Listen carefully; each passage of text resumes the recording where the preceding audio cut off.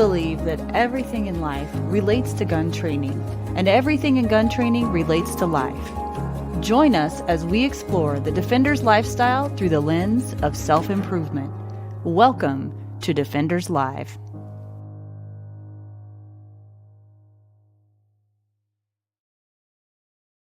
Hey guys, welcome to Defenders Live. I'm your host, Laura Thorson, and tonight we have another special treat for you.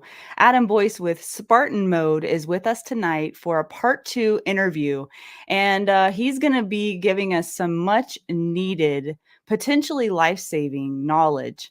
And we're going to be studying pre-assault indicators and many other things. He's also going to be doing something called pork cutting that we'll be getting into later, and you'll understand why it's important as well. And I'm sure I'll have plenty of other questions for him. I do believe we'll be talking about the best knives for concealed carry as well. So before we get to Adam Boyce, and I have to differentiate because we've got Adam Winch in the background and Adam Boyce in the foreground. So anyway, I might need to indicate which Adam I'm talking about. But anyway, thank you for attending tonight. And if you're new or watching this as a replay, welcome. We're so glad you're here. And you guys know the drill. Please put in the comments where you're watching from. We always love hearing from you. And another new thing that we implemented just last week is our win of the week. So I was talking last week about how sharing a win of the week is important. And it's an exercise that I've started doing because I tend to not celebrate wins very well because I'm always looking ahead. And sometimes I don't, what's it called? Celebrate like a Viking, I think is what Brian Hill says. So I am encouraging all of you to put in the comments what your win of the week is. It doesn't have to be a big thing. It can be something small, something you're proud that you did this week. And it can be something different for everyone. So for me this week, my win of the week is competing in my second ever Steel Challenge match. And if you're friends with me on Facebook, you may have seen some of that. But that is why I'm wearing this hat tonight. This hat represents the benefit match. We were raising money for the Semper Fi and America's Fund, which supports veterans. And 40% of the people that showed up were veterans from various military branches. And there were competitors there, guys, from all over the country.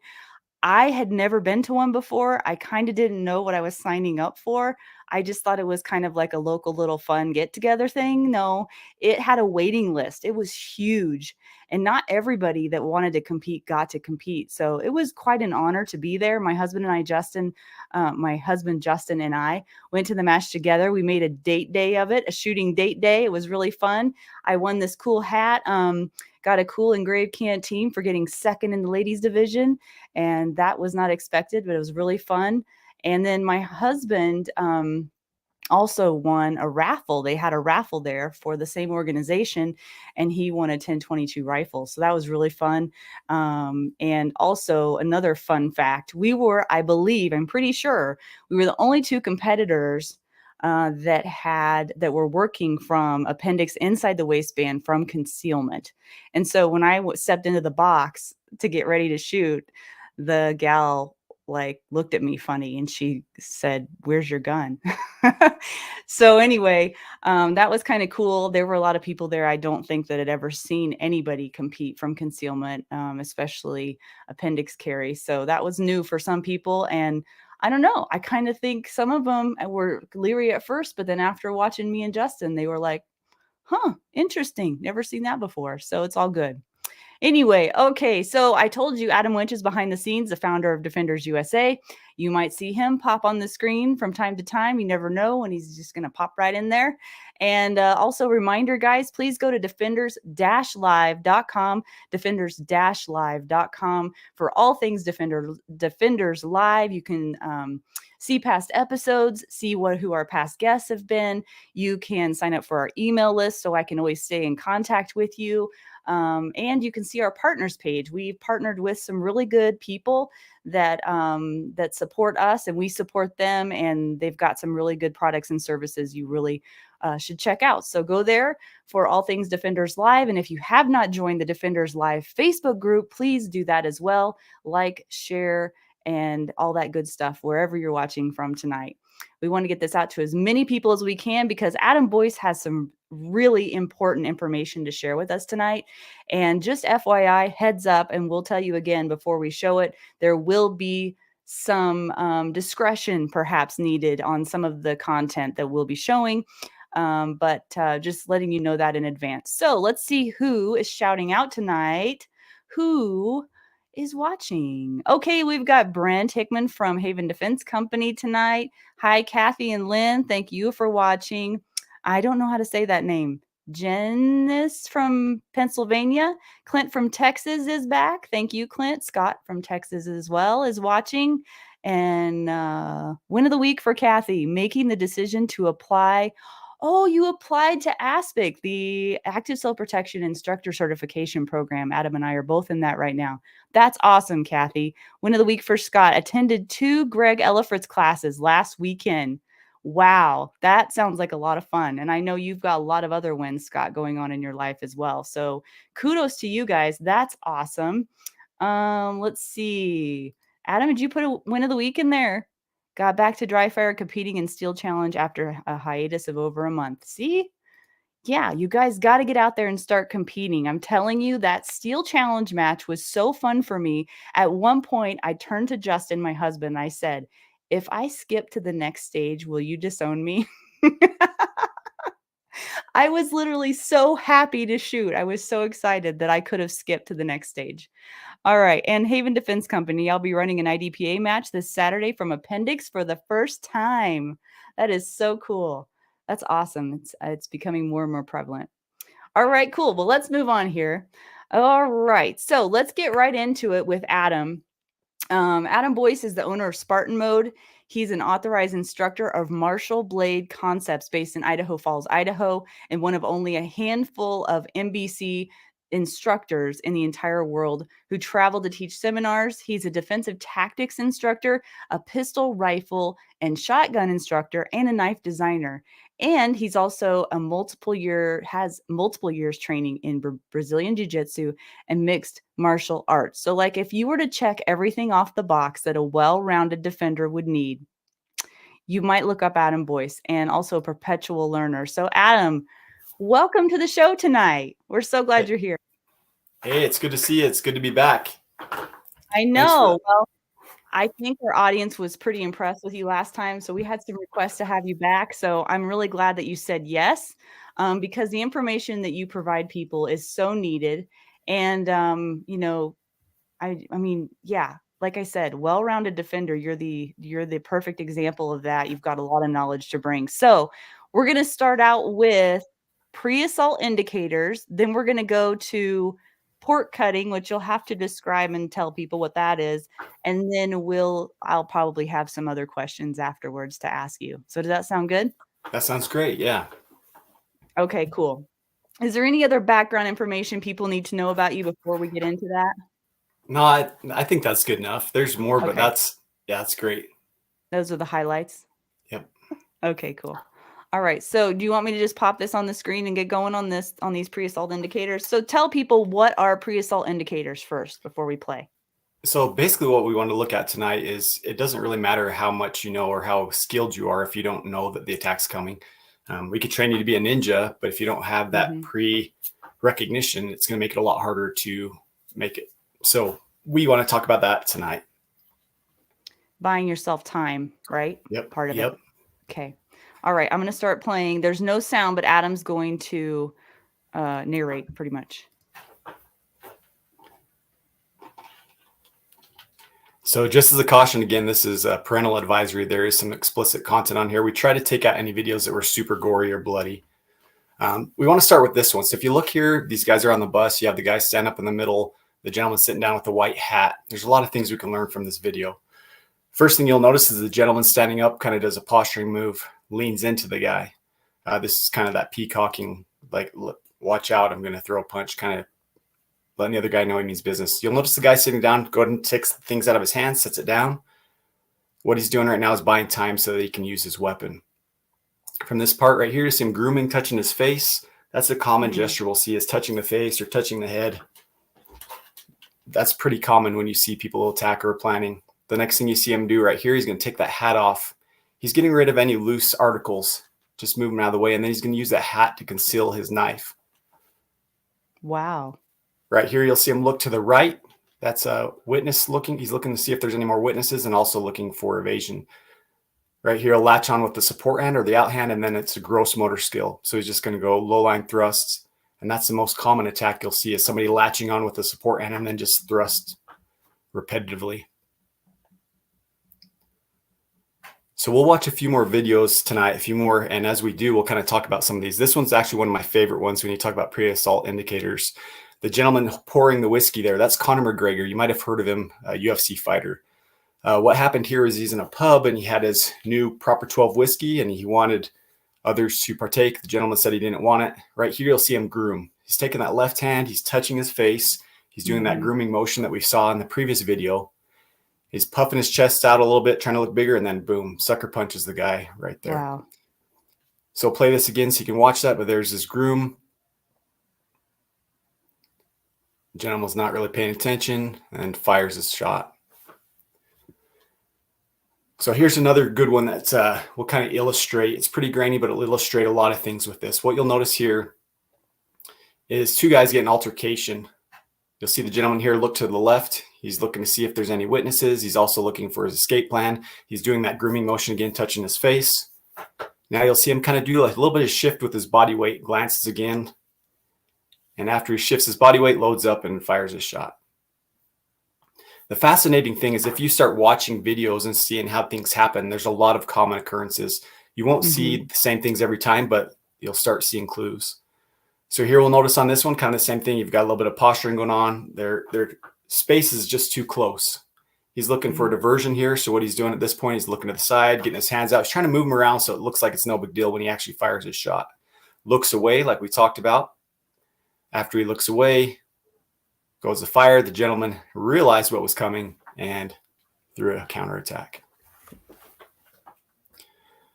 One of the things we do at all the seminars that I teach is we talk about, again, you have to be aware of what's going around you, what's going around you. Here's a great example. This lady's on her cell phone. Guy sneaks up behind her, punches in the back, knocks her out. That situational space, not letting people get close enough that they can actually put your hands on you, is something that is critical, often hard to do, but it's a critical component. Here's another example of a couple gentlemen. You'll notice here the guy's getting posture, hides the knife, kind of blades his body, and then he's going to stick it back behind his body. This is something you see a lot with knife attacks, is they'll hide the blade. Even though he'd seen it, he still hides it.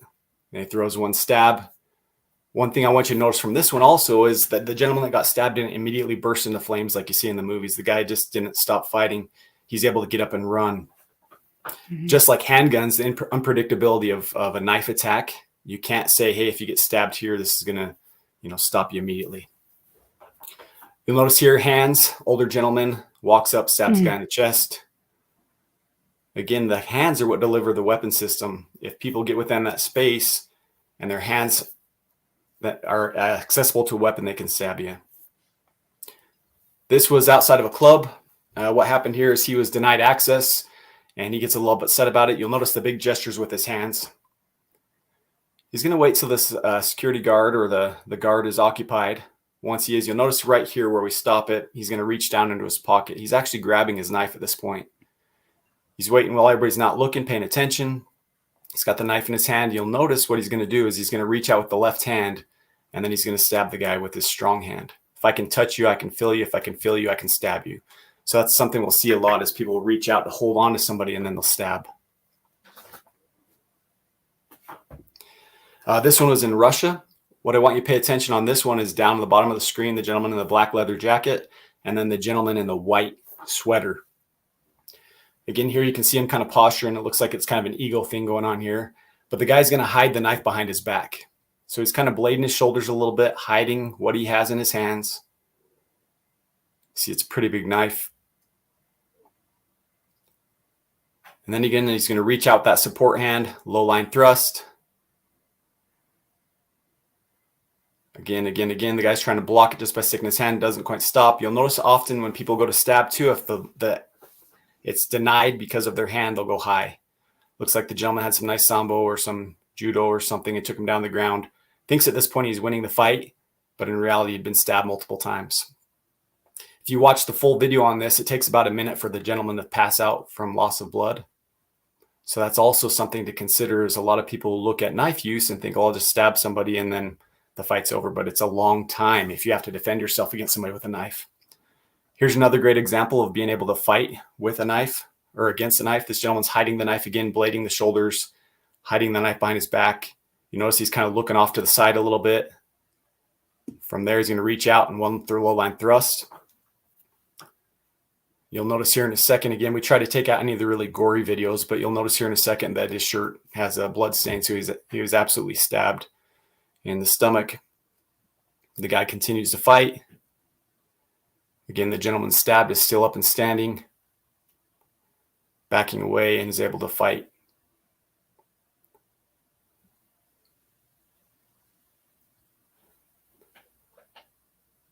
But I think the best part of this video here is this guy has a really good girlfriend. And I think if I could give you any advice at all, is make sure you have a good girlfriend or wife. I was wondering why those guys weren't helping him. Yeah. Okay, now this next video we're going to look at, this is actually a couple homeless guys in New York. And it's not so much about knife fighting styles. The big thing I want everybody to understand from this video is if there's somebody like attacking you with a knife and you have space, run, don't fight. All means get out of there. What you'll see there is he actually had the extensor side of his hand cut. So the extensor side is the side of your hand that allows your fingers to extend. You'll notice that you look down. He can still hold on the knife, but his structure just isn't really great at that point. So you're going to see him go from a strong hand right hand grip to a left-handed grip. The gentleman comes out again with a knife. Guy glances down at his hand.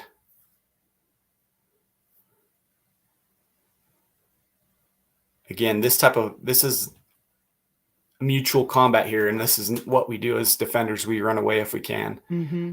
There he is. He's going to get cut here. This time it's going to be on the flexor side. So the flexor side, again, is the side of your hand that allows your hand to grip. You notice that it goes completely limp, and that gentleman is done at that point, being able to hold on to a knife and continue a fight. And he's still hanging around. He's not leaving. Yep. Okay, this is the last video. This is one that we do a lot at the seminars I teach, and it's not so much about knife versus gun or gun versus knife.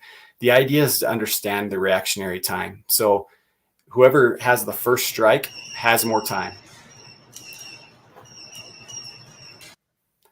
So what we did in that one is we actually had a training knife. It's just an AccuStrike. And the way that these work is when you make contact with them, they'll actually light up and beep. So you know when you make contact.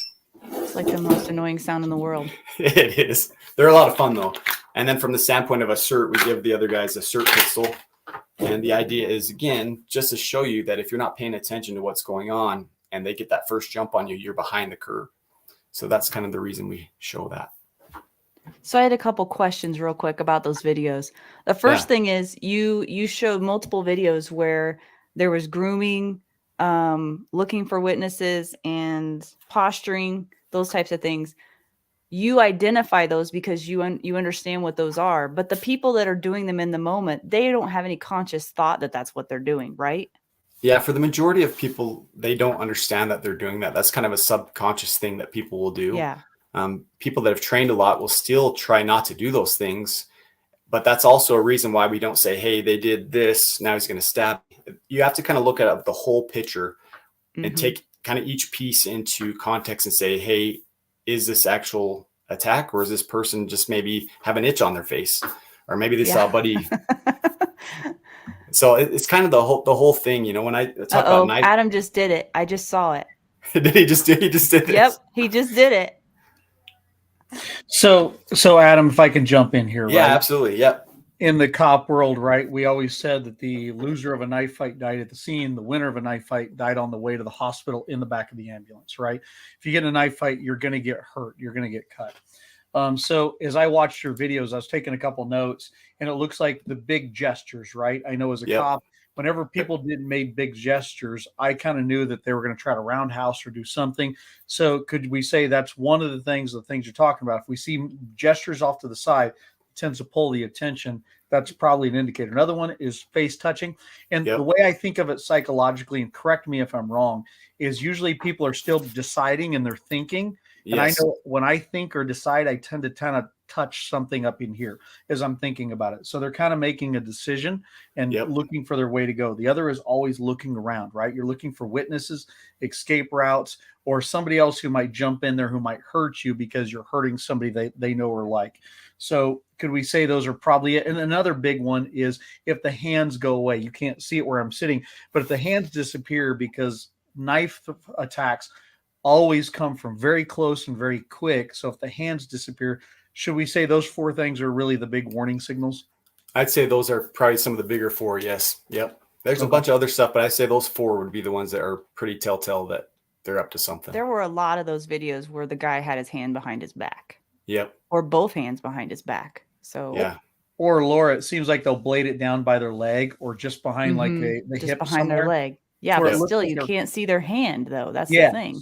So if their hand disappears, that's a clue something is coming. Yeah. It might be pointy and sharp. Yep. Okay, I'll jump off. Oh, awesome. The other thing I was wondering was, remember the guy, there was a guy in the black leather jacket and the guy in the white hoodie. And they stabbed the guy in the white hoodie multiple times. Like, I think he eventually ended up dying of blood loss. But it was almost like he didn't realize. I mean, obviously he realized he had been stabbed, but it was almost like he didn't realize he was losing blood. Is that a thing? Like that's absolutely a thing. So most people I've talked to that have been into altercation, have been stabbed, didn't realize it at first. They thought they were just getting punched. One thing to kind of think about that is most people don't punch you in the kidney or in the ribs. They don't punch you down here low. It's usually if they're punching us to the face a lot of times. So that might be a clue too, is like, why am I getting stabbed down here repeatedly? But yeah, a lot of the people that I know that have been stabbed did not realize it was a knife until they couldn't step with the leg, or they felt something warm and wet, or they lost use of their hand. A good friend of mine who actually I got to train after he'd been in an altercation. He was in an altercation where the gentleman went to stab him. He did a wrist tie. So he basically grabbed on the guy's wrist. When the guy pulled back, it cut off these bottom 3 fingers of his hand. Again, he didn't realize that his fingers had even been cut off at that point until he tried to grab on and was like, something is weird here. So a lot of times people don't realize that they've been stabbed or cut until after. So instead of, if you can't run away, is it better to be in close so you can control things rather than being in that middle ground where you're at the end of the knife? I mean, I don't know. Yeah, it's going to be a complicated question, probably. It is. It's going to depend on the individual. However, the safest place with the knife is either really close where you have control of the limb, or far away where they can't make contact with the blade. Right. So that kind of middle ground where. Hey, it's the same with a horse, by the way. Oh yeah. Just letting you know, if you're worried about a horse kicking you, either getting really close to them or far enough away they can't. But that middle part, nobody cares. But that's how I look at it. No, it's the same idea. If they have that room where they can, same idea. So either really close where you can control limbs, where you can minimize the mobility to one joint, or be far enough that they can't make contact is the 2 safer places. But again, the safest place is be way far away if you can avoid it at all. Yeah, just get out of there. Yeah. So I want to jump back in on here because you said something really important.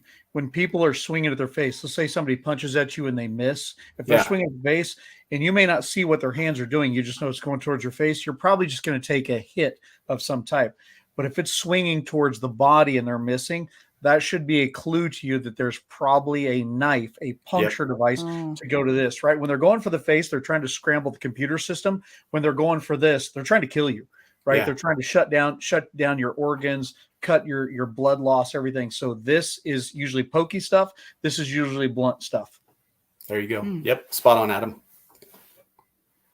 Cool. Okay. Well, I don't have any more questions about that. And by the way, guys, if you have questions, please put those in the comments and we'll get to those at the end of the live. We'll do a live Q&A at the end. Do you want to move to the pork cutting stuff, Adam? Yeah, we could do that. And if nobody has questions, let's do that.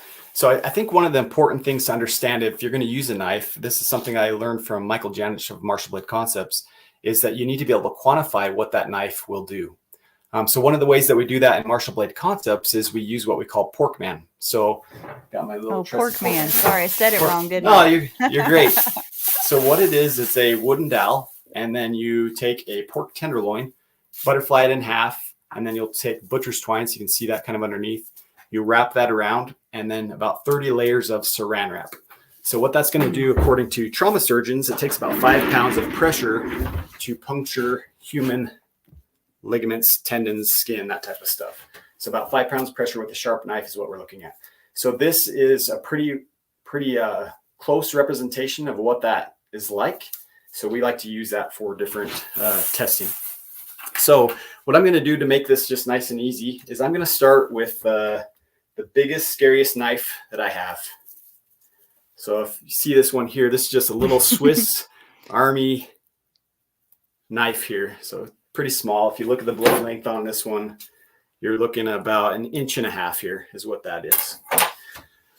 So to demo this, I'm not going to do any crazy windups, any hee-haws, anything like that. I'm just going to take a nice little swipe right here. And I'm going to just cut and show you what this does. Can you guys see me okay from here? Should I angle the camera a little bit? I'll angle it up a little bit. Okay, so again, nothing crazy. I'm just going to go right here. Okay, so what you can see here is if you look at this, as far as the cut on this, we are down about 1/2 inch without any crazy wind up. And if you look at the length of that cut, you're looking about a 2.5 inch cut without anything crazy wind ups on that. Yeah. So again, if you picture this being like a ligament, or excuse me, like an arm or a limb, that's potentially what somebody can do if they're swinging at you with this teeny little blade. So you've seen that. Let's show you something even smaller. So if you look at just this little box cutter here, these are just one of those little pop box cutters. Is maybe a 1/4 inch long blade is all. We'll do kind of the same thing here. So I'm going to take it, and nothing crazy. I'm just going to go right here. And again, if you look at that, as far as the depth of it, I didn't have to try very hard. And you can see that cut in nice and deep all the way down into that wood dowel. And the length of that cut, again, is a couple inches long. So now you might say to yourself, well, hey, I wear clothes. So I live in Idaho. It gets cold here. We wear Levi's a lot. So let's show you now what a little blade like that can do with a layer of denim on it. So I'll take this little denim here, and I'm going to go to the thickest part here where the Levi is overlapped. And I'm going to do just that same thing. I'll do it with that same little box cutter just to kind of show you what a little tiny blade can do. Again, I'm going to cut this on the seam. So there's a lot of dense denim there to cut through.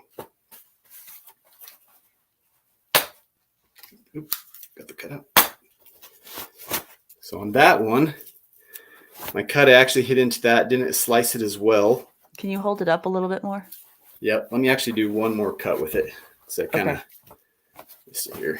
Let me get the camera up, and I can actually maybe show it easier. And maybe from this angle.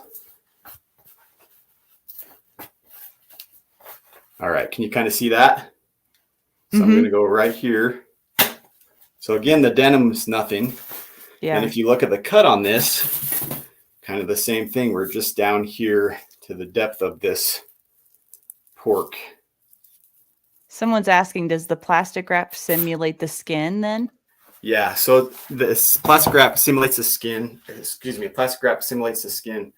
And in reality, this is actually slightly harder to cut than actual human anatomy from the standpoint of you don't have the blood pressure on the inside pushing back on it. Yeah. But yeah, so great thing, Clint. You're spot on with it. As a box cutter, kind of like this is what happened with 9/11 is how they overtook the plane. That you're spot on with that. So people look at it and they'll say, hey, that guy only had a knife. Why did the police officer shoot him? Well, you can imagine the kind of damage that can be performed with something so small. Yeah, I wouldn't think that, actually. Maybe the box cutter, I would have thought that, but that almost is like a little kid's knife. Yeah, it's just didn't seem like it would do Swiss much. Army. Yeah. So now let's just, for fun, let's look at some normal size knives. We won't go too much in depth on this because I don't want to necessarily talk about knives all night long. Well, that's okay if you do. So if you look at this one, this is probably a fairly common type of knife that's used in attack, just a cheap kitchen knife. So let's look at that. And there's some things we can learn from using this. As far as slicing with this, if I go right here, again, I'll just go on this denim and I'm going to slice down through it. cut through the denim, no problem. And then as far as the cut, it's straight down in there. What you'll notice is you'd assume that the cut would be bigger and longer, but because of the arc of my hand, once I hit the end of that, it kind of dissipated the energy. Oh, okay. So where a knife like this really shines is more in a stabbing motion. And see how easy it is just to penetrate through stuff from that standpoint.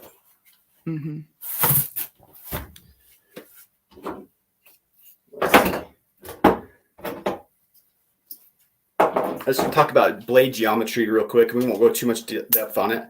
If you look at something like this that has this kind of curve back into it, what will happen with this is as we make the cut, again, kind of right there, just going to cut, nothing crazy, just right here. But what you'll see with that nice deep cut, and then when I went here, I actually caught into what would be like the bone. So the hook of the end of it stuck in. And this cut is all from just leverage down. So from the standpoint of using something like this, there's a potential that it's getting caught or stuck onto things because of that big hook. And then if you look at something maybe more like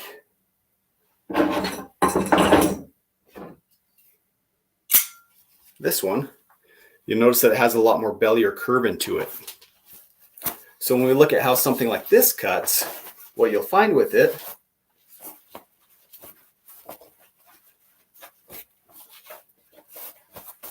so go kind of right here, you can see it right there. All right, so I'll cut right here. Again, no problem there with that. Can you hold it up? There we go. Yep, there's that. And then as far as the cut, I'm right here. So it's kind of a more shallow cut. And the reason for that is once I made a pressure here, just like a skinning knife, you've got a big belly or curve on it. So once I hit the end of that, it dissipates the energy and then it slides off. So the depth of that wasn't as deep or as long because of that big belly or that curve into it. So then what do you want? Something in between then? Yeah, so if depending on the type of knife use you're going to use, if you're going to do more of cutting, like then maybe you look at something more like a box cutter. So the shape of it, if you look at this, is one of the first knives that I designed here. And you'll look at it and it looks like it's kind of like a big box cutter. This is called a Warncliffe. And the idea behind it is as you apply pressure from here, the pressure gets stronger and stronger and stronger all the way to the tip. So what you'll find with this, if you cut with something like this, right there. If you cut with something like this, you'll notice that as I'm cutting, that energy is amplified all the way down to the end of it. So the cut goes all the way there. Actually, hit the bone, stopped into it, and I hit that big cut right from there. But it doesn't hook onto it like that other one did. Right. So let me see if I can do it from kind of here. So again, you can see the depth of a cut like that. Yeah, that's pretty crazy. So Adam, if I can jump in. So that curved knife blade, right?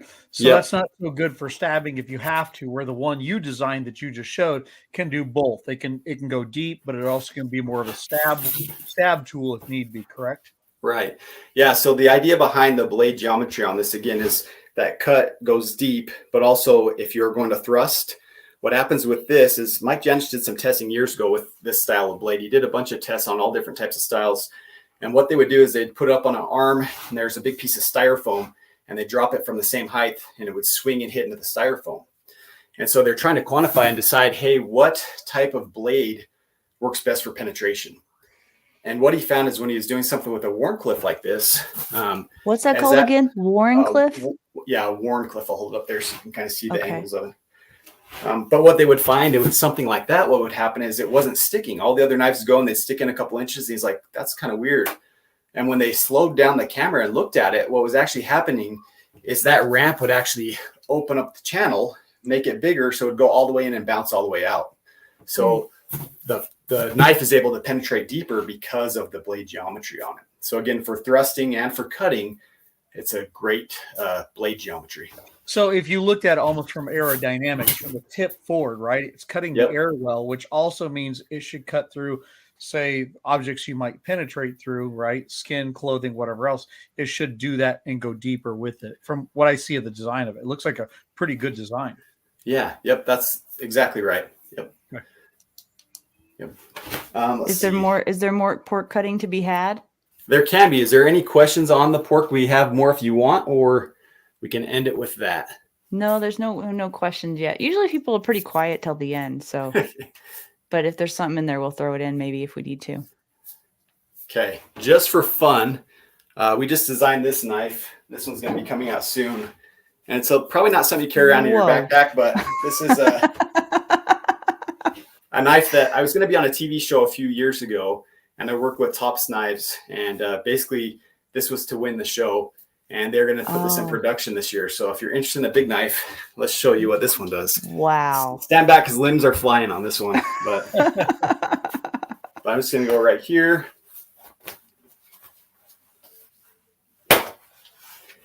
Yeah, so I snapped that thing down into, again, no crazy windups or anything, but I had also tension here, but you can kind of see what that did.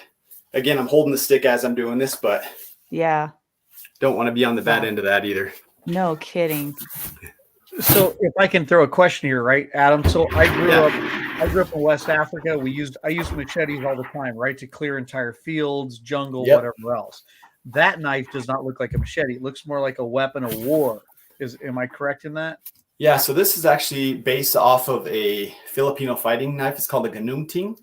And the idea behind it is if you look at, I keep getting the blade wrong, but if you look at most like long blades, when you thrust with the long blade, the thing is the blade is going to be kind of pointed up. So if you're targeting here, but you're a hand angle that goes up this direction.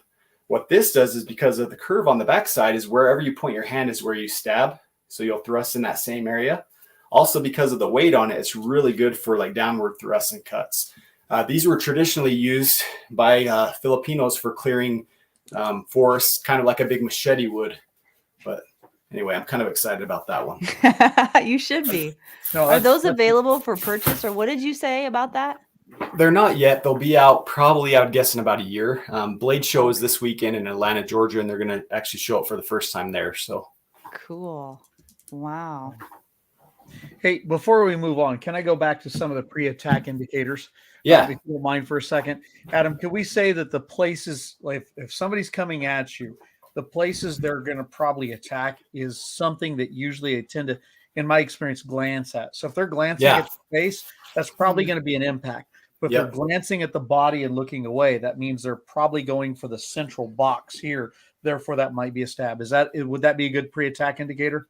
Yeah, so typically what they'll do is it's called target glancing. So if you're carrying a gun or if they want to take it from you, they will glance at what they're intending to do.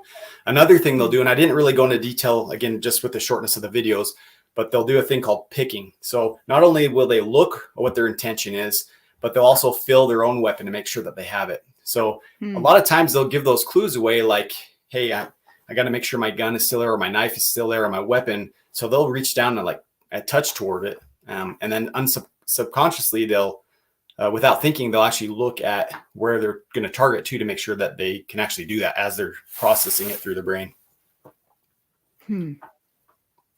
Fascinating. See, he just disappears. He's like a ghost. Okay, so my question then, before we get into, I mean, you kind of talked about probably the best knife for concealed carry based on what you were talking about. But before we do that, because we're running out of time, we only got 20 minutes left. So guys, if you have questions, put those in the comments now, because we're going to get to those soon. I'm curious to know, because this is a subject I don't know much about, and I appreciate that you're patient with me with the questions I have. But like, I'm thinking, okay, I could go out there and I could get whatever knife Adam Boyce recommends and I could carry it. But like, honestly, what kind of training does a person need to go through before they're prepared to carry that and use that effectively? Yeah. And first, before I answer that, let me add one more thing too. So I did show some knives here and some things I like. I typically don't say, hey, you need to go get this knife. And the reason for that is I think it's more the individual than it is the tool, like having the right mindset to use it. But you do need to understand how it's going to function. So I think from a basic standpoint of being able to use a knife is you need to understand, first of all, if if you're going to use a knife, you need to make sure that you get rid of any other options, either avoidance, run, whatever you can do first. If you're going to train, there's a lot to that because everybody's different. It's like, hey, what does it take for me to be good at calculus? I don't know what it's going to take for you to be good at calculus. We're all different. Yeah. Yeah. So that's kind of a tough question to answer. Yeah. I get where you're coming from there. Well, I don't feel as though I would be prepared or trained to use it. But then again, if it was all I had, I bet I would make the best use of it I could. Right. So Right. yeah, you're right. That's a really good question. So that was a loaded question, as they say. So then what are some of the considerations perhaps that we need to take into account when thinking about purchasing a knife for concealed carry? Well, first of all, is you got to think about like where are you going to be traveling? Where do you frequent? There are places where you can't carry a gun, where you can carry a knife. There are restrictions to blade length. For example, I work in a federal building sometimes, and in that building, you can't have a blade that's over 2.5 inches long. So that is a huge factor for me as far as knife selection, is I don't want to carry something that makes me a felon right off the get-go. So again, wherever you're going to travel, wherever you're going to frequent, you got to make sure that you understand those laws. One website I really like is called bladeup.com. And they've got a bunch of the laws as far as the different states of what is legal, what is not, because it is different between state, even between county. So you need to make sure you understand that. But the main things I would look at is if you're going to select a knife for self-defense is you need to be able to cut and thrust effectively with it. You need to be able to manage impact shock. So what that means is whatever the handle is, if I'm going to thrust or to use it, I want to make sure that my fingers don't slide forward and I cut my fingers off. And then I need to be able to hold onto the knife. Those are kind of the main 3 criteria that I look for when I'm selecting a knife. Another factor that I like to consider is there a training knife for that? So like, for example, one of the knives that I like, again, this is Spyderco. You'll notice the blade geometry is a Wharncliffe. That's a Yojimbo. But there's also a purpose-built trainer for this, so you can practice opening and deploying it. Because again, if you can't get the knife out when you need it, it really doesn't buy you anything. It's almost the same idea of, hey, I've got my 1911 in my truck, but the thing is happening right here. So you need to be able to make sure you can actually deploy it too. Right. And we talked earlier about teaching concepts and ideas rather than techniques and skills, although techniques and skills are important. But I think one of the things I really appreciate about you is that, for one, you're constantly learning all the time. You're out there training all the time and with different people, and you encourage that in your students as well. But I think that, and I haven't been to one of your classes yet, but I would imagine that you would be teaching a lot of context involving what it is that people need to know in order to be effective with whatever they learn. And so did you say that you were considering a new class? And what did that involve? Because I'm really excited to hear about that, because that's something I think I would really enjoy. So this is kind of something a lot of people don't know about me. But again, for my day job, I work for a government agency and I teach firearms, heavy weapons, play with explosives a little bit. So I get to go through the process of teaching firearms a lot. And almost everybody outside of there knows me as a knife guy.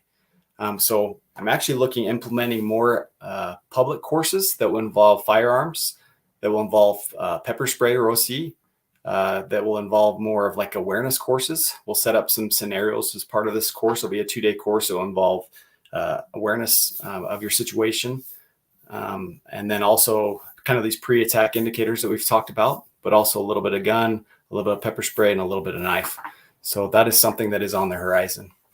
And that would be a 2-day class, and you would learn a wide variety of things all in one class, right? Yep. They just have blocks of each of those pieces. Right.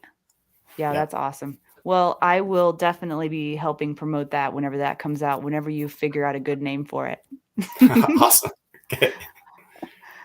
So a couple more things before we head into the Q&A. And guys, we need to wrap up here after a while, but you guys got to put in questions so we can have a Q&A. That would be great. one more question here, and it's a little bit more dark, I guess. And that is that, do you really think that people seriously consider the level of violence that they may need to use in order to defend their own life or the lives of others? And I'm sure Adam Winch would have something to say about this as well. But, when we look at those videos and we see how up close and personal some of that is, and that wasn't even the worst of it. There was stuff that got taken out, guys, at the last minute. But that's stuff that we need to know, and we need to study, and we need to prepare ourselves for as best we can. But I do feel like sometimes on shows, and maybe on TV and all of that stuff, like that isn't real life. And how stuff goes down on TV is not how it goes down in real life. And so I'm just curious your thoughts on that. Yeah, I think a lot of people very much underwhelm the intensity of an actual attack, of how challenging it will be if they aren't constantly training and preparing for it. I mean, if you look at even just like jiu-jitsu, just sports jiu-jitsu, if you've never done jiu-jitsu before and you go in and train, the first time you go can train with people that actually know what they're doing, you're just going to feel like you know nothing. Now, take a real situation where somebody has a sharp stick or a knife or a gun, or they've got a big rock and they're trying to murder you. It's a whole nother level of violence, a whole nother level that I think a lot of people don't consider. They just think, oh, cool. I go to the range and I practice. But there is that side of it where you're going to have to take it to another level if the situation rises to that point. Well, and I think that truly a lot of people don't go there mentally or emotionally because they can't imagine anybody, because they don't think that way. They can't imagine another person being that evil, really. Yeah. And so, I can't imagine experiencing that. Sometimes just watching it it makes your stomach churn. I just can't imagine.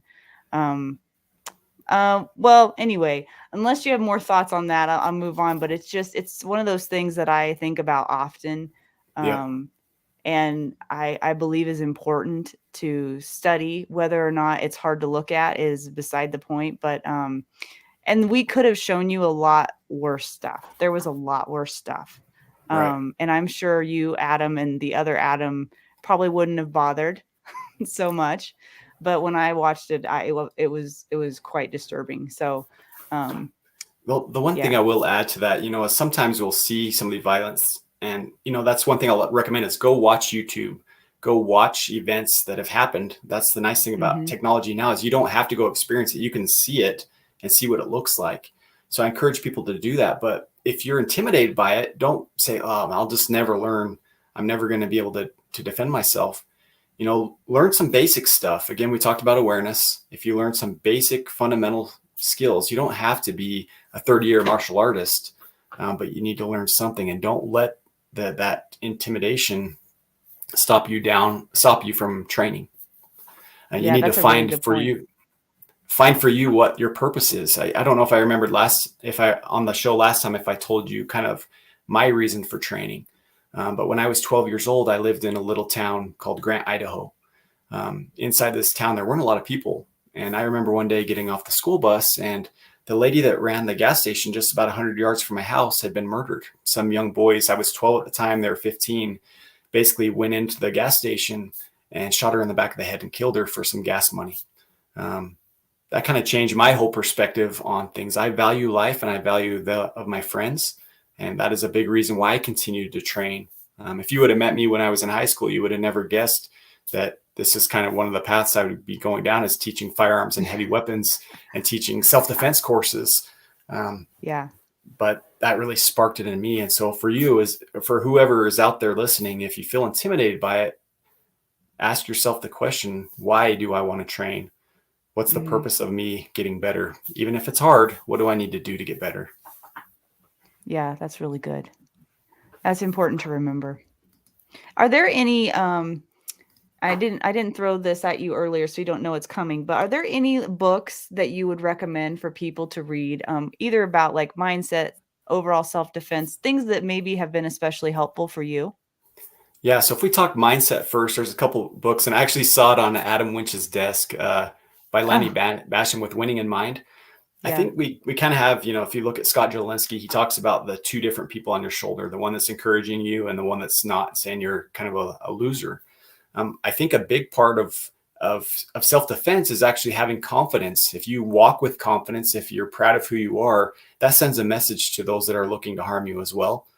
So I think having some confidence in yourself. So with Winning in Mind, The Inner Game of Tennis, another great book to read on kind of personal development and positive. There was one, I forgot the name of it. He was a Navy SEAL sniper instructor. I think it was Brandon Webb, if I remember. I read it years ago. I think it was the Red Circle or something like that. But they talked about kind of some of those principles of building confidence. As far as books, there's a lot of books for kind of developing that in your brain as far as on combat, on killing. I'm kind of drawing a blank right now. David Grossman is that author, right? Yes, that's correct. Yep. Yep. So Left to Bang. Yeah, there's a bunch of books out there, but I think I'm more of a visual learner, so I learn a lot from watching YouTube. So the cool thing with YouTube too is they'll actually start sending you videos of, hey, you might be interested in this. I don't know if that's a good thing or not, but they'll start recommending. Well, they want you binge watching, so that's why. Right. Yep. It's all part of it. So if I can jump in again. So Adam, we constantly at Defenders USA, we preach about the legality of using a gun in defense of life. But to me, that comes across all platforms. Would you talk to us quickly about the legalities? And I know it's different state to state, but not very much. But you talk about the legalities of using a knife in defense of life. And I'm going to bet it's pretty much the same thing as with a gun. Yeah. Yep. So you're spot on with that, Adam. So if you're going to cause grievous bodily harm or death to somebody or using a knife, you're basically going to stop somebody by using a knife. You've raised that level of force up to deadly force, same as it is with a handgun. So you need to be able to articulate when you use a knife the same way you would with a gun. So one way to look at is the 4 general rules. Do they have the ability to cause me harm or death? Do they have the opportunity? Is there imminent jeopardy happening? Is it happening at this moment? And have I exhausted all their means? So if I have those 4 kind of playing through my head of, hey, this person has taken it up to this level where I'm potentially going to die right now if I don't do something to stop this person from killing me, or in the defense of others. So self-defense and defense of others. If you don't do something in that moment, then that's a justification to be able to use deadly force. One thing that's kind of interesting is the more that I study, the more that I train, the more that I go to classes, the more that I learn, the less I want to ever have to use a knife in self-defense. Same thing with a gun. So I find myself a lot being, maybe I'll go out in public, and if there's somebody that's rude, like a while back, I went and watched the Rocky movie came out. Can't remember, the Apollo Creed or whatever it is, the newer one. And there was a lady sitting there, and I had my grandfather, and I was saving him a seat, and the lady came up behind and she took the seat that I was saving for my grandfather. And it kind of makes you upset a little bit, like, hey, lady. And then she took it up to a level, and then I just had to think for a second. It's like, it's not even worth arguing. So I just took a whole nother seat somewhere else. And that's the unfortunate thing, but it's also the best self-defense is never having to use anything at all. And maybe I had a worse seat, but does it really matter in the long run? Not really. Yeah. So words of wisdom here, right? I mean, there's nothing more terrifying than actually having to use violence after you've done it once or twice, right? Once you've had to do it, there's nothing cool about it. There's nothing sexy about it. There's nothing fun about it. And it doesn't matter if it's the moment or the litigious or the emotional aftermath afterwards. Folks, if you can learn from this man, go learn from this man, because if you can avoid the fight in the first place, best thing you can do is avoid the fight. If you can't, you need to know how to use your tools right. And boy, when it comes to knives and fighting, learn from Adam. Thanks, Adam. Appreciate that. Yeah, definitely. Well, let's get into the questions. We've got a few here and we're running out of time. I always feel like I'm running out of time during the lesson. Yeah. I know. Okay, Clint wants to know where he can purchase any of your knives. All right. So right now I'm currently sold out, Clint. So I feel really bad about that. The big blade, that big blade will actually be on Top's website when that one comes out. I'm actually working with Tops right now on a shorter blade that hopefully will be coming out in the next 6 to 7 months, I hope. Once I have those, they'll be up on the website, spartanmode.com. So, yeah. I don't know how to say this name, Jensen. If you could have one knife, what would you carry? Let me ask real quick to clarify that. Are there any restrictions on where I'm traveling? Because that's going to be a big part of it. If I could only have one knife and it was just for self-defense, I'm kind of personal to something I designed. This is another knife design I had. It's a little big for most places, but again, if you look at kind of that Warncliffe, that's something that I would kind of choose. I don't have the live blade down here with me, but I do have oops, I don't have that either. Yeah, I guess I need more details to recommend, but yeah. Okay.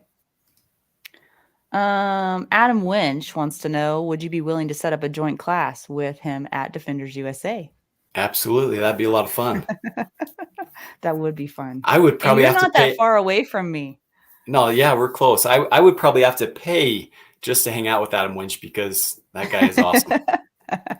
He is awesome. Okay, Haven Defense Co. On deployment, what's your opinion on fixed versus folders for self-defense, pros and cons?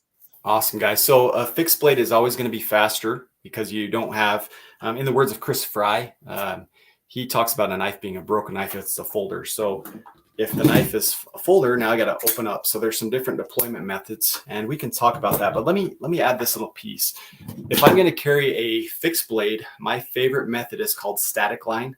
And basically what I'll do is I'm going to take a sheath and a piece of paracord. That paracord I'll have about 12 inches length in total. And then what I'm going to do is I'm going to go around the belt, not the belt loop, but the actual belt. And I'm going to do a half a cow hitch. So basically, if you look at it, I'm going like this, and I'm making kind of this tie there on my belt. And then the knife is going to stick inside my waistband down there like that. So now the knife is attached to my belt, and then I have tension. If I put it kind of here in my crease of my hips right here, I can carry a big knife, but I can still move around and drive and do all the things without it really being burdensome at all. But the cool thing is when it's attached that way is when I go to clear the garment and grab the knife, as I clear it, it hits the end of that static line and then it deploys. So I'm not worried about cutting myself, especially if you're carrying appendix. You have the problem of potentially giving yourself an appendectomy and cutting your stomach, which is the last thing you want to do if you're trying to defend yourself with a knife. Also, it's really nice for putting the knife away because the sheath is away from your body. You just tuck it back in and then tuck that back in your pants. So if I could choose a knife to carry, it would be a fixed blade and it would be static line if I was carrying it concealed. Cool. I'm learning a lot. And maybe off of that, let me add a couple deployment methods, just super fast. I know we got a couple minutes, but no, it's okay. We can go over a little bit. A couple things to look at as far as a folder. There's several different ways to do that. One is called the thumb opening. And basically what I'm going to do is if there's a stud or if there's a spider hole, basically what I'm going to do is I'm going to have the knife in my hand. I like it kind of index here in the palm. My thumb will just kind of flip up and that's going to open the knife that way. So just flip it up that way. Another method that you can do is called the spider drop. So if it's in the back of my pocket, I reach back and grab it. I'm pinching at the top of the knife and I flick it down and then I'll index off of my hip or whatnot. Another method is called inertial. And so basically from there, what I'm going to do is my hand's going to be up nice and high around the pivot pin. I'll rotate my hand and then the knife deploys that way. So there's a bunch of different ways to do it, but I would also recommend that you know one or two of those that you really like, that you're comfortable with, but also know the two-hand method. The two-hand method is probably the easiest to learn. And basically what I'm going to do is I'm going to grab the back of the knife on the handle here, and then my fingers are going to grab the top of the blade. When I do that, this hand is going to drive down the handle side, and the blade side is going to drive up. So my hands are doing this motion. So what you'll notice here is as I'm grabbing this, one hand goes down, one goes up, and that opens the knife up. The reason I recommend that one is under stress, trying to get the knife open doing this versus just doing that might be a better option. Again, training is important, but knife deployment's also, it's not easy to do, but it can be, and it can be something that you don't really think about that you can just do kind of automatically if you get enough reps into it. Another thing they have out there is called the Emerson wave, basically this hook. So you have it inside of your pocket, and as it pulls out, it hooks on and opens the knife. So there's a bunch of little things like that that you can do if you don't want to spend a lot of money. you can basically take a zip tie and it will do that same thing. As you pull it out of your pocket, it will hook on and open up the knife. So again, we could talk about knife deployment and different types of knives for a long time. All night. Hopefully that helps a little bit. Yeah, that's a lot of information in a short period of time. Okay, the next question is, are there any books you recommend specific to blade defense concepts? Yeah, I don't have them down here with me right now, but anything from obviously Michael Janch, I love his stuff. I really like Kelly McCann, James Keaton. Those are some of the ones that I really look back that have kind of set some good standards, I think, and they've analyzed it from a situation of self-defense. Adam keeps putting questions in here. Yeah, I think a class with Adam and Adam would be really, really good. Clint says it's Adam squared. Adam squared. I'm all for that. Okay, do you make the Kydex sheaths, or would you consider allowing Haven Defense Company making them for those who want the sheath and are fans of Haven Defense Company? Yeah, so the knives that I have made through Tops, they actually make the sheaths, but I have had several people that maybe like the fit different of something else. So there's no problem if somebody wants to order a Haven Defense sheath. That'd be awesome. Cool. I don't know the name. Jean. We'll call her Jean. Would you suggest a neck K for a woman? Yeah, I do like neck knives. Let me show you an example of that. Again, depending on size. This is actually one that a friend of mine made. This is probably a little bigger than I'd recommend for a lot of people to carry. But if you're going to carry a neck knife, one thing to think about too is you don't want to have like paracord or something that's not going to break around your neck. If I have a neck knife hanging around there and somebody gets a hold of the paracord, now they've got something to strangle me with. So you want something like leather lace, or like these beaded chains work really well.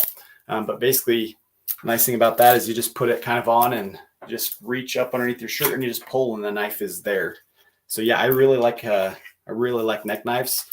When you think about how you're going to wear it as well, is get something, if you have a sheath made for it, that is sturdy. The last thing you want to do is there's knives that come with sheaths that aren't super tight, and what happens is you walk around and the next thing you know the knife's falling out and it's falling down into your waistband, which again is not an ideal situation. Also, if you look at building a sheath or having one built, look at having the holes at the top so that as that's laying on your neck, it lays flat on your body, so you're not getting any of that twist or anything like that. But yeah, I like neck knives a lot. Just realize that the deployment, again, you're having to reach underneath your shirt to access it. And okay, so it says, though we agree that a fixed blade is better, what folders do you recommend? Okay, so again, I try to kind of not say, hey, this is the exact one I like, but I will tell you the ones I do currently like. I like the Spyderco Yojimbo 2. I really like the Hogue Deca Warncliffe. Those are probably my two favorite folders right now. I feel like you're speaking a different language, Adam. This is not my world at all. I wish I had the one down there. Yeah. You don't have one on hand? Come on. I've got like everything else here. If you look down here, I got like all these knives. It looks like you've got everything. But I have not. Yeah, I've got a collection. These are just my demo knives, and I didn't bring those. So, yeah. Hey, Adam, quick question for neck knives, right? My partner at work, God bless, rest his soul, but my partner at work carried a neck knife forever. I now own that, unfortunately, and I've carried it for a long time. I like yours better, so I think I'm going to be getting one of those. Anyways, on the neck knives for ladies, and tell me if I'm wrong in doing this, but I've been recommending, if you're going to wear a neck knife for a lady, because Jensen asked, I recommend putting it on and either threading it down through the center of the bra or putting the bra on afterwards so it's holding it down so it doesn't flop. If not, it moves a lot, right? Because we're guys, right? Because I don't have a bra to hold it on. It seems like it moved a lot when I had it with a loose shirt. So is that something you recommend too?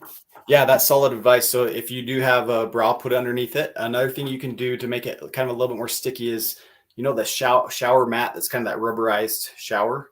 Matt, you can take some of that and stick it on the backside so it gives it something to kind of grip so it's not sliding as much.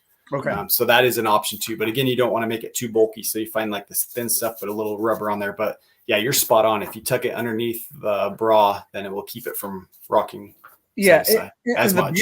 And the beauty is, right, a lot of ladies won't wear a belt, right? Yoga pants, Yep. whatever else. So it's a perfect place to hang the knife. But could you talk to about the length of the chain that they put on, right? And by the way, for those who didn't see it, it's almost like the toilet bowl chains that go inside a toilet bowl that when you pull it, it just pops out very easily. So you want that type of thing on there. But Adam, could you talk about the length? Because I found if it gets too low, let's say a lady has a shorter torso or they have a really long torso. So that's important, I found, so that if they reach under the shirt to grab it, it's still got to be there. They don't either go too high or it's down too low. Could you talk about that length of the neck chain? Yeah, I personally like to keep it about the sternum level. So the idea is where that hand kind of comes just a little below the sternum. My hand is right at the base of it. I don't want it down low where it's on my stomach, but if you basically picture kind of where your ribs kind of join, have about half of the knife-ish kind of there. So this would be on me right there, just kind of that length there is where I like it. And then again, if you picture having something to retain that, there's not a lot to move that around. And for ladies, the beauty of what he's just showing you is you can access that with either hand, right? If a guy is attacking you and he doesn't want your stuff, right? Meaning your purse, your keys, or something, he usually wants your body or your life, unfortunately. So at this point, your hands are probably going to be tied up, but this allows the hands to stay center line to the body and either hand to be able to get to it if you need to. So I'd strongly recommend those neck knives. I think they're great, especially if you're not carrying something with a belt or they can go in a sheath, but you can access it with either way very quickly and very easily right at your center line. Yep, that's awesome. One thing I'll add off that, you mentioned yoga pants. That's one thing I've seen a lot with ladies coming through the class. Maybe guys too. I haven't seen it yet, but a lot of the ladies that will come through class wonder how they can carry without carrying a neck knife. And I don't have it with me, but have you seen the ulti clips? It's like a little clip that looks like the suspender holder. So you can actually get a little one of those and then kind of file it and sand it so it doesn't have sharp edges on it, but then tie a paracord piece to it. So basically picture having that little clamp attached to this end, and then I can still tuck it in my yoga pants at the top, but it's clamped on to there. Oh. And if you've ever played with the ulti clips, if you get the right size, your pants will tear before that will come off. So that's another method too. If you maybe don't like the neck knife, but want to keep it center line or on your waist, you can also do something like that. Yeah, I've seen another way to where, like, to say you're wearing jeans, you can either tie it to a belt loop right to the front to where you can access it very easily, or you can, like, if you have buttons where it's a button that slides through the jeans, you can wrap it around the button and slide the button in through the eye loop for the jeans. So now that when you pull it, if it's in the appendix position, it comes out that way too. Yeah, and I like the button one a lot better. I've had the belt loop, not the actual belt, but the belt loop. I used to run it that way because it was convenient. And I deployed my knife just training and I ripped the belt loop off. So then my knife comes out and it's still inside the sheath. It's like, oh, that wouldn't have been what I wanted. So, yep. Awesome. Wow, that's so much information. Oh my gosh. Like I feel like I was drinking from a fire hose on that one just because that's new to me. A lot of that is new to me. So thank you so much for spending time with us tonight. Like I feel like that was just dipping our toe in the water, and there's so much more to learn. So I don't know if you're interested in coming back. You could be a regular. I think you could be a quarterly guest because this information is not something that I'm familiar with necessarily. And I think a lot of people, a lot of so-called gun people don't dive deep into the knife world. Would you say? Yeah, I'd agree with that. I think I mentioned this a little bit, but when I tell those that I shoot guns with, they find out that I do the knife thing. They're like, well, I don't need a knife. I got a gun. I'll shoot you. And there's a lot of times, like I said, where there's places where I work or where I travel where I can't carry a gun. Like I think guns are amazing, but there's places where I can't. And the cool thing with learning how to use a knife, you also kind of learn throughout the process of how to use improvised tools. So I literally always have something wherever I'm at. There's always something that I can use in a self-defense mode because of the way that you train with a knife and you understand proximity and all the things that go with it. So concepts again are important. Because sometimes the tool doesn't matter as much. It's knowing the big picture of how to use weapons properly in general, handheld weapons. Right. Yep. So if people want to learn more about you, Adam, they go to spartanmode.com, look you up on Facebook, Instagram, YouTube. We've got all that stuff running across the bottom of the screen right now. Are you going to be putting on any classes anytime soon, or do you have? Yeah, so I've been doing a lot more private stuff lately. I've been doing more private groups or hiring me to go do those. So I am going to start throwing some more public stuff on there, but Okay. Good. We'll keep a lookout on all of his social media. He's good about posting on social media, so I would recommend that you go follow him there, and we'll see if we can get him back on again maybe in a few more months. Adam, you've been a complete pleasure to have on. So much information as usual, and you present it so well. So I really appreciate that and answering all of our questions. yeah, no problem. It's awesome being on. Thanks for having me. You bet. So we're going to move on to who to expect for next week. And I'm sorry we went long on that, guys. I think we could have gone an easy another hour if we had the time. Next week, June 7th, we are going to have Steve Tarani on. So Steve is a professional educator, author, and keynote speaker. He's served the U.S. Sorry, it's late. I'm tired. He's served the United States Defense, law enforcement, and intelligence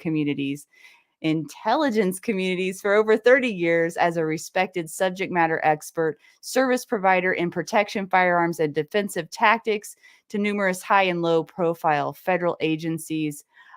He has authored 9 books and contributes monthly to numerous industry periodicals and specializes in awareness-based training. So we have Steve Tarani on next week, and that is going to be an exceptional interview. I'm really looking forward to that one. So that will be on June 7th, next Wednesday at 7 p.m. Mountain Time. I hope you will tune in for that one. We'll see you then. Until then, take care.